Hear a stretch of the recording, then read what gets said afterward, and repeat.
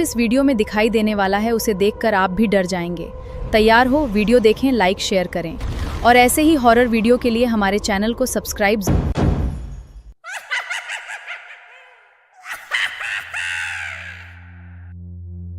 कोलकाता का Saint Mary Sacred Heart church, जो church के अलावा नन हॉस्टल भी था। जवान लड़कियां जो दुनिया के सारे बंधन और वैभव त्याग कर जीसस और मानवता की सेवा करने की कसम खाती थी, वो इसी हॉस्टल में रहकर अपनी ट्रेनिंग के कुछ साल बिताती थी। और जब उन्हें नन होने के सभी कर्तव्य सिखा दिए जाते तो उन्हें सेक्रेड हार्ट सोसाइटी से जुड़े किसी चर्च में भेज दिया जाता। ये मार्च का अंतिम शनिवार था। चर्च में इवनिंग प्रेयर हो रही थी।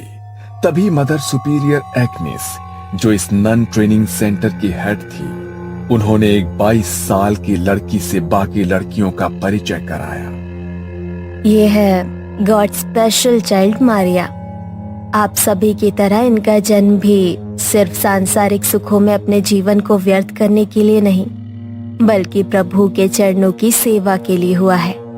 यह हमारे साथ इसी चर्च में रहेंगी।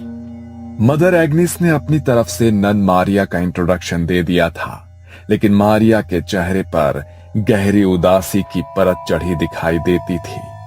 उसने न किसी से नजर मिलाई, न किसी को देखकर कोई भाव उसके चेहरे पर आया। बस जैसे ही मदर एग्नेस ने अपनी बात खत्म की, वो चुपचाप अपने कमरे की ओर निकल गई। ये लड़की तुमको कुछ अजीब नहीं लगा? मुझे तो ऐसा लगा जैसे उसे जबरदस्ती इधर भेजा है। पता नहीं उसकी आंखों में कुछ है। I can feel it. Mother Agnes ने तुम्हारा बात सुना तो प्रॉब्लम हो जाएगा। बाद में देखते हैं। अगर ऐसा कुछ होगा तो वो खुद बोलेंगी ना।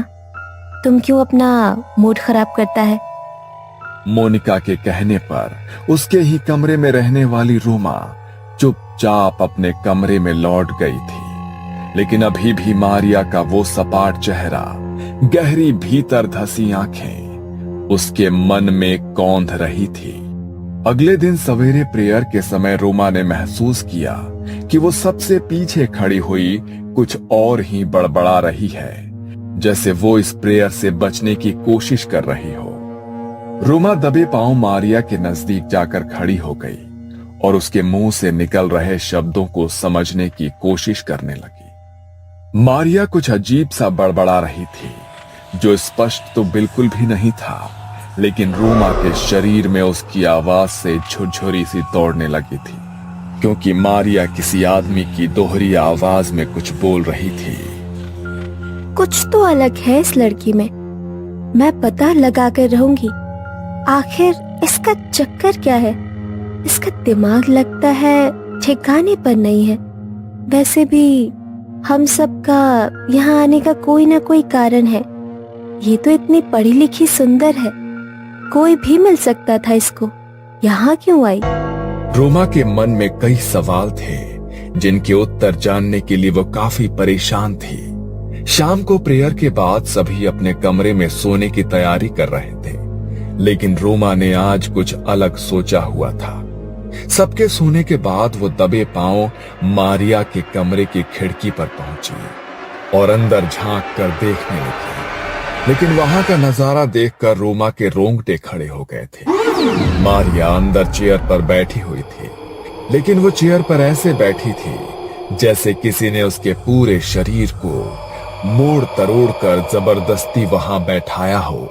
उसके हाथ पैर बुरी तरह से गुथे हुए थे, गर्दन दूसरी ओर थी। ऐसा लगता था वहां कोई इंसान नहीं, रबर की गुड़िया पड़ी है। अचानक ही मारिया ने अपनी गर्दन रोमा की ओर घुमाई और इस बार मारिया का चेहरा देखकर रोमा की चीख निकल गई। मारिया की आंखों के चारों ओर गहरे स्याह गड्ढे दिखाई पड़ रहे थे। बाल बुरी तरह से उसके चेहरे पर बिखरे थे और दांत इतने काले थे जैसे किसी ने जलता हुआ कोयला उसके मुंह में रख दिया। रोमा की दिल दहला देने वाली चीख सुनकर मदर एग्नेस और बाकी लड़कियां दौड़कर वहां पहुंच गई। रोमा जमीन पर पड़ी हुई थी और उसकी सांसें उखड़ रही थी। तुम यहाँ क्या कर रही हो? क्या हुआ है? रोमा ने उंगली से मारिया के कमरे की ओर इशारा किया। रोमा की हालत देखकर मदर एग्निस ने खिड़की से अंदर की ओर देखा तो उसके भी होश उड़ गए। ओ जीसस, ये क्या है? मैं देखती हूँ, तुम लोग इधर ही रहना। मदर एग्निस क्रॉस को हाथ में लेकर मारिया की ओर कदम बढ़ाती है तो मारिया अपनी कुर्सी से कूदकर नीचे जमीन पर आ जाती है और किसी जंगली जानवर की तरह गुर्राते हुए मदर एग्निस को एक टक घूरने लगती है। एग्निस धीरे धीरे क्रॉस को अपने हाथ में पकड़े मारिया की ओर बढ़ रही थी। तभी अचानक उनके हाथ से क्रॉस छूटकर नीचे गिर पड़ता है। अगले ही पल मारिया की आंखों की पुतली काली हो जाती है। उसकी उंगलियां कड़कड़ की आवाज के साथ पीछे घूम जाती है और मारिया किसी जानवर की तरह एग्निस के ऊपर छलांग लगाकर उसके हाथ का मांस चबा डालती है। वो किसी शैतान की तरह मदर एग्निस का मांस अपने मुंह में दबाए वहां खड़ी हुई थी और मदर एग्निस दर्द से बेहाल हो रही थी। हमला करने के बाद मारिया वापस जाकर उसी कुर्सी पर बैठ जाती है और अजीब सी आवाज में कुछ बड़बड़ाने लगती है। मारिया के मुंह से सुनाई दे रही आवाज ऐसी थी मानो एक साथ 2-3 लोग बोल रहे हों। चीख पुकार सुनकर चर्च में रहने वाले फादर भी वहां पहुंच जाते हैं और मदर एग्निस की ऐसी हालत देखकर उन्हें वहां से बाहर ले आते हैं। मारिया अभी कुछ शांत दिखाई दे रही थी और इसी मौके का फायदा उठाकर मारिया को उसके कमरे में बंद कर दिया जाता है। मारिया की ऐसी हालत देखकर सभी हैरान थे। बाकी की लड़कियों में भी डर का माहौल बन गया था। फादर स्टीव समझ चुके थे कि ये कोई इंसानी नहीं, शैतानी ताकत का काम है। इसलिए बाकी की लड़कियों को उस कमरे से दूर रहने की सलाह दी जाती है और वो क्रॉस को माथे से लगाकर कुछ बुदबुदाने लगते हैं। अगले दिन सुबह प्रेयर का समय था।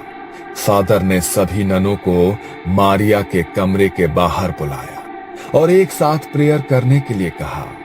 पवित्र जल हाथ में लेकर फादर मारिया के कमरे में दाखिल हुए। एक तरफ बाकी की नन मिलकर लगातार प्रेयर कर रहे थे और दूसरी ओर फादर हाथ में पवित्र जल लेकर मंत्र बोलते हुए उसकी ओर बढ़ रहे थे। फादर को देखकर मारिया के चेहरे के भाव बदलने लगे।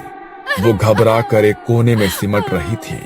प्रेयर की आवाज उसके कानों में पहुंच रही थी, जिससे वो अपने दोनों कानों पर हाथ रखकर बचने की कोशिश कर रही थी। अचानक एक चीख के साथ वो जमीन पर गिर पड़ी और उसी के साथ फादर स्टीव ने पवित्र जल छिड़ककर बाकी सभी को यकीन दिला दिया कि मारिया के ऊपर जो भी शैतानी साया था वो पवित्र जल और प्रार्थना की शक्ति से उसे छोड़कर जा चुका है। पवित्र जल ने जहां जहां मारिया के शरीर को छुआ था वहां पर छाले जैसे बन गए थे। ऐसा लगता था जैसे मारिया को किसी ने तेजाब से जला दिया हो। कुछ देर बाद मारिया को होश आया तो वो दर्द से कराहती हुई पहले से काफी कमजोर नजर आ रही थी। उसके शरीर में अब मुश्किल से उठने बैठने जितनी ताकत बची थी। चेहरा एकदम मुरझा चुका था, शरीर भी मानो झुक गया था। मारिया की हालत को देख मदर उसे उसके कमरे के बिस्तर पर ही लिटा देती है। ओह जीसस, इसका हालत बहुत खराब लग रहा है। इसे यही आराम करने दो, होली वाटर इसको ठीक कर देगा। अगले 2 दिन बेहद सन्नाटे में गुजरे। मारिया ऐसे ही बिना कुछ खाए पिए, बिना एक भी शब्द बोले अपने बिस्तर पर पड़ी रही। 2 दिन बाद उसने टूटे फूटे शब्दों में पानी मांगा। मदर के कहने पर मारिया को पानी पिलाया गया। मारिया अब थोड़ी सामान्य सी नजर आ रही थी। ऐसा लगता था कि जैसे जो भी बुरी शक्ति थी वो वाकई में उसे छोड़कर अब जा चुकी है। मारिया की ऐसी हालत देखकर मदर एग्नेस ने प्यार से उसके सर पर हाथ फेरा। कुछ खाओगी? मारिया ने हाँ में गर्दन हिलाई और फिर कई दिनों के बाद मारिया ने भर पेट खाना खाया। वो खाती ही जा रही थी जैसे न जाने कितने सालों से भूखी हो। जैसे जैसे समय बीत रहा था, मारिया के खाने की गति और तरीका बदलते जा रहा था। मारिया का पूरा मुंह खाने से सन गया था। खाना खाने के बाद मारिया कुछ अलग सी नजर आने लगी थी। एक बार फिर उसकी आंखें बदलने लगी और वो कुछ अजीब सी भाषा में बड़बड़ाने लगी। ये बार बार अलग भाषाओं में बोल रही है, लेकिन इसने इतनी सारी भाषाएं सीखी कब? आप तो कह रही थी ये अनाथ आश्रम में रहकर पढ़ी है। क्या वहाँ पर ये सब भी सिखाते हैं? और आपने उसे खाना खाते हुए देखा? ऐसा लग रहा था जैसे कोई इंसान नहीं, जानवर खा रहा हो। मुझे नहीं लगता ये अपने होश में है। इस समय जो कुछ भी कर रही है ये उसके अपने बस में नहीं है। इससे पहले कि कोई कुछ कर पाता, मारिया एक बार फिर से नॉर्मल हो गई थी। ऐसा लगता था अभी कुछ देर पहले जो भी हुआ उसे उसकी जानकारी ही नहीं है। मारिया का स्वभाव गुजरते समय के साथ अजीब और अजीब होता जा रहा था। मदर एग्नेस और फादर स्टीव समझ गए थे कि मारिया को संभाल पाना उनके बस का नहीं है। मारिया को शुक्रवार तक यहाँ पर ही रखना होगा। उसके बाद फादर एडमंड ही कुछ कर सकते हैं। 3 दिन बाद शुक्रवार को फादर एडमंड वहां आए और देर रात सबके सोने के बाद एक्सोर्सिज्म यानी कि मुक्ति की प्रक्रिया शुरू की। मारिया को एक कुर्सी पर बांध दिया गया। उसके चारों ओर क्रॉस और जलती मोमबत्तियां रखकर पवित्र जल का छिड़काव कर दिया गया और उसी के साथ फादर ने मंत्र पढ़ने शुरू कर दिए। मारिया की आंखों की पुतली एक बार फिर से काली नजर आ रही थी। उसके चेहरे पर शैतानी मुस्कान दिखाई दे रही थी। मारिया एक साथ कई भाषाओं में जाने क्या बोल रही थी।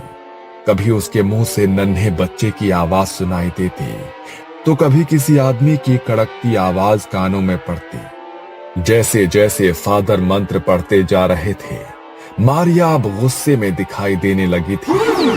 अचानक ही मारिया जोर से चिल्लाती है और उसी के साथ उसके आसपास लगी सभी मोमबत्तियां एक साथ बुझ जाती है।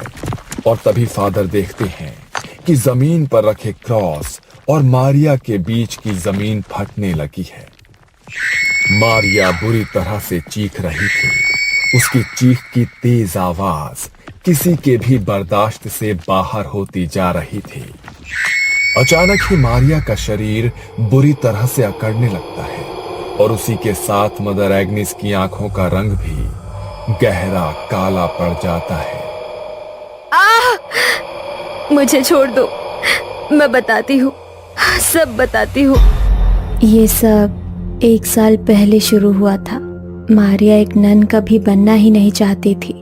वो तो शादी करके अपना हैप्पी लाइफ स्टार्ट करना चाहती थी। ये हर संडे को सिटी चर्च में आकर प्रेयर में अपनी आवाज में गाने गाकर सुनाती थी। मारिया जैसी सुंदर और खुशमिजाज लड़की को देखकर उस चर्च के यंग फादर नील का दिल उस पर मचलने लगा।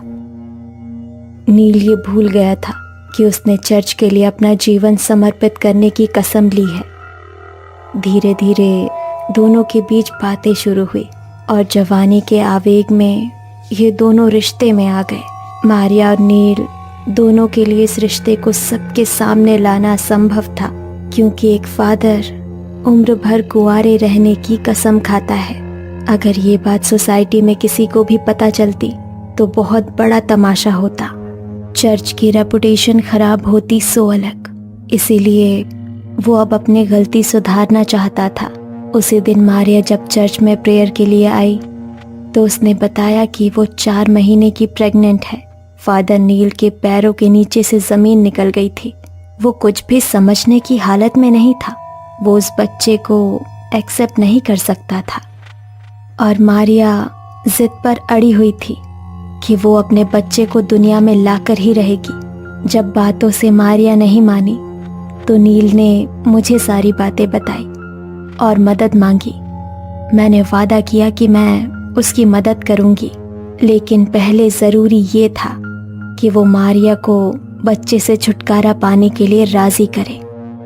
आधी रात का समय था, बाहर भयंकर तूफान आया हुआ था। मारिया को प्रसव पीड़ा शुरू हो चुकी थी और ऐसी हालत में सिटी चर्च में सिर्फ 3 लोग मौजूद थे, फादर नील, मारिया और नर्स जूली। मैंने नर्स जूली को सिटी चर्च में पहुंचने के लिए कहा था। जूली आ गई है ना, तुम चिंता मत करो, वो सब संभाल लेगी। यस, जूली तो आ गई है, लेकिन मारिया की हालत बहुत खराब है। मुझे कुछ समझ नहीं आ रहा, अगर उसे कुछ हो गया तो। मारिया की डिलीवरी समय से पहले कराने के लिए हमने धोखे से दवाइयाँ दी है। ऐसी कंडीशन में मरीज की हालत बिगड़ती ही है। इस समय तुम अपनी रेपुटेशन की चिंता करो, मारिया की नहीं। और अगर मर जाएगी ना तो अच्छा ही है, तुम्हारे लिए रास्ते का रोड़ा अपने आप साफ हो जाएगा। रात के तकरीबन 2 बजे बच्चे का जन्म हुआ। तब तक मैं भी सिटी होली चर्च पहुंच गई थी। मारिया की हालत खराब थी। आपका बच्चा पैदा होते ही चल बसा। I am sorry. नर्स के इतना कहते ही मारिया चीख चीख कर रोने लगी। मैंने नर्स को इशारा किया और वो बच्चे को लेकर चर्च के पीछे बने कब्रिस्तान में आ गई। नील मारिया को संभालने की कोशिश कर रहा था और उसी क्षण हम दोनों ने मारिया के जीवित बच्चे को गड्ढा खोदकर दफना दिया। हमें लगा था कि ये सब भी उस बच्चे के साथ हमेशा के लिए दफन हो गया, लेकिन कहते हैं ना, सच्चाई चाहकर भी छिपती नहीं है। मारिया को बदहवासी से रोते देख नील अपने आपे से बाहर हो गया। अरे क्या रोना धोना लगा कर रखा है तुमने? अगर जिंदा भी रहता तो क्या मिल जाता तुम्हें? अब तुम भी सुकून से जियो और मुझे भी जीने दो। कभी सोचा भी है कि अगर मैंने ये फैसला ना लिया होता तो जिंदगी बर्बाद हो गई होती हम दोनों की। तुमने क्या किया मेरे बच्चे के साथ? सच सच बताओ, कहीं ऐसा तो नहीं उस नर्स ने झूठ बोला मुझसे? हाँ, झूठ बोला हमने तुमसे। अब बेहतर होगा कि तुम अपने मुंह पर ताला लगा लो। मारिया घंटों तक रोती चिल्लाती रही, लेकिन अब कुछ नहीं किया जा सकता था। मारिया जानती थी फादर नील सबकी नजर में एक संत है। वो चीख चीख कर भी अपनी सच्चाई बताएगी तो भी कोई भरोसा नहीं करेगा। और वैसे भी अब इस सच को साबित करने के लिए उसके पास कोई सबूत भी नहीं था। मारिया अब खामोश सी हो गई थी। दिन भर किसी से बात करने वाली मारिया अक्सर रात में कब्रिस्तान में जाकर चीख चीख कर रोया करती थी। फिर उसने कब्रिस्तान जाना छोड़ दिया। एक रोज मेरे पास फोन करके मारिया ने कहा कि वो नन बनना चाहती है। शुरू में मैंने उसे समझाने की कोशिश की, लेकिन वो मानो अपनी जिद पर अड़ गई थी। नील के धोखे ने उसे बुरी तरह से तोड़ दिया था और अब वो इस संसार में किसी के साथ भी नाता रिश्ता नहीं रखना चाहती थी। और फिर मैं उसे अपने साथ यहाँ ले आई। कॉल नील, वरना ये मारिया जाएगी। फादर कुछ मंत्र पढ़ते हैं और मारिया के ऊपर हॉली वाटर की कुछ बूंदें छिड़क देते हैं। मारिया खुद को अपने बच्चे की मौत का जिम्मेदार समझ रही थी। उस गिल्ट ने उसको भीतर से बिल्कुल खोखला कर दिया था। आधी रात को कब्रिस्तान में जाकर मरे हुए बच्चे को पुकारने के कारण शैतानी रूहों ने उसके शरीर पर कब्जा कर लिया है। इन रूहों में मारिया के नन्हे बच्चे की आत्मा भी शामिल है, जो अब अपना बदला लेना चाहता है। फादर ने एक्सॉर्सिज्म की प्रक्रिया को और भी तेजी से शुरू कर दिया। वो लगातार हॉली वाटर छिड़क कर मंत्र पढ़ रहे थे। बंद करो, बंद करो। चीखते हुए मारिया ने खुद का हाथ उल्टी दिशा में घुमा दिया। मारिया के हाथ की हड्डी टूट गई थी और उसी के साथ मारिया की दिल दहला देने वाली चीख सुनकर सभी का दिल दहल उठता है। कॉल नील। फादर नील को बुलाने का इशारा करते हैं और कुछ ही देर में फादर नील वहां पहुंच जाते हैं। नील को वहां पर देखकर मारिया डरावनी तरीके से जोर जोर से हंसने लगती है। नील घबराकर मदर एग्निस के पास आकर खड़ा हो जाता है। मुझे माफ कर दो मारिया, तुम बिल्कुल मत घबराना। फादर इस शैतानी रूह को तुम्हारे शरीर से जरूर दूर कर देंगे। फादर लगातार हॉली वाटर छिड़ककर मारिया का एग्जॉर्सिज्म पूरा करने की कोशिश कर रहे थे। अचानक ही मारिया अपनी गर्दन ऊपर की ओर उठाती है और उसी के साथ मदर एग्नेस और फादर नील का शरीर हवा में ऊपर उठने लगता है। बुझी हुई मोमबत्तियां एकाएक जल उठती है और उसमें से 2 मोमबत्ती जाकर मदर एग्नेस और नील के कपड़ों को आग लगा देती है। मारिया एक बार फिर से लड़खड़ाती जुबान में बड़बड़ाती है, एक पाप, एक ही सजा। नील और मदर एग्नेस जमीन से इतनी ऊंचाई पर थे कि कोई चाहकर भी उनके शरीर से उठ रही आग की लपटों को बुझा नहीं सकता था। फादर के हाथों में पकड़ा हुआ हॉली वाटर उनके हाथ से छूटकर नीचे गिर पड़ता है और उसी के साथ मारिया की गर्दन एक ओर लटक जाती है। झुलसने के कारण मदर एग्नेस और फादर नील की मौत हो गई थी और मारिया, उसकी टूटी सांसें अभी भी बाकी थी। मारिया को तुरंत अस्पताल ले जाया गया और वहां पर कुछ दिन बिताने के बाद वो स्वस्थ हो जाती है। यूं तो फादर एडमंड ने आज तक बहुत से एग्जॉर्सिज्म किए थे, लेकिन उनके चर्च में किया हुआ यह पहला एग्जॉर्सिज्म था जो किसी नन के ऊपर हुआ था और जिसमें 2-2 जान भी चली गई थी। सिटी हॉली चर्च और सेक्रेड हार्ट चर्च को इस घटना के बाद बंद कर दिया गया, लेकिन मारिया और फादर एडमंड के लिए ये एक बुरा सपना बन गया जो आज भी उन्हें रातों को सोने नहीं देता। ये कहानी आपको अच्छी लगी हो तो हमें सब्सक्राइब करें, हमारा इंस्टाग्राम और फेसबुक पेज जरूर फॉलो करें। अगर आपके पास ऐसी ही कोई कहानी हो तो हमें कमेंट बॉक्स में भेजें। हम कोशिश करेंगे कि अगली एनिमेटेड स्टोरी आपकी होगी।